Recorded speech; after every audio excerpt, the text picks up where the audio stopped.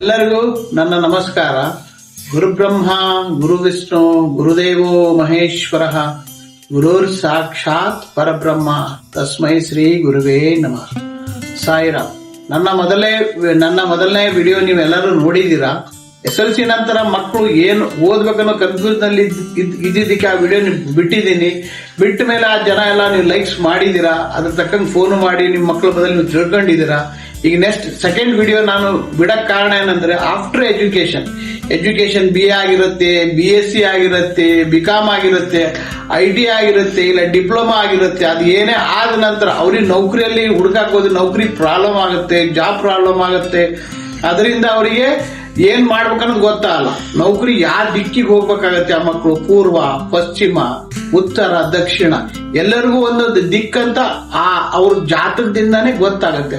ಅವ್ರದ್ದು ಡೇಟು ಮತ್ತೆ ಟೈಮ್ ಮತ್ತೆ ಹೆಸರು, ಈ ಮೂರನ್ನು ನಮಗೆ ಕಾಂಟ್ಯಾಕ್ಟ್ ಮಾಡಿ ನೀವು ಕೊಟ್ರೆ ಮಾತ್ರ ಅದರಲ್ಲಿ ನಾವು ನಿಮ್ಗೆ ಅದರಲ್ಲಿ ಒಂದು ನೌಕರಿ ಸ್ಥಾನ ಅಂತ ಇರುತ್ತೆ. ನೀವೇನ್ ನೌಕರಿ ಮಾಡ್ಬೇಕು, ನೀವ್ ಯಾವ ಕಡೆ ದಿಕ್ಕಿಗೆ ಹೋಗ್ಬೇಕು, ನೀವು ಬಿಕಾಮ್ ನಂತರ ಅವ್ರಿಗೆ ಫರ್ದರ್ ಎಜುಕೇಶನ್ ಇದೆನಾ, BA ನಂತರ ಎಜುಕೇಶನ್ ಇದೆನಾ, ನೌಕರಿ ಗೌರ್ಮೆಂಟ್ ಸಿಗತ್ತಾ ಇಲ್ಲ ಪ್ರೈವೇಟ್ ನಲ್ಲಿ ಮಾಡ್ತಾರ, ಅದನ್ನೆಲ್ಲ ನಿಮ್ಮ ಜಾತಕ ನೋಡಿ ಅದನ್ನ ನಾವು ಕೂಲಂಕುಷ ನೋಡಿದಾಗ ಅದ್ರಲ್ಲಿ ನಮ್ಗೆ ಗೊತ್ತಾಗತ್ತೆ.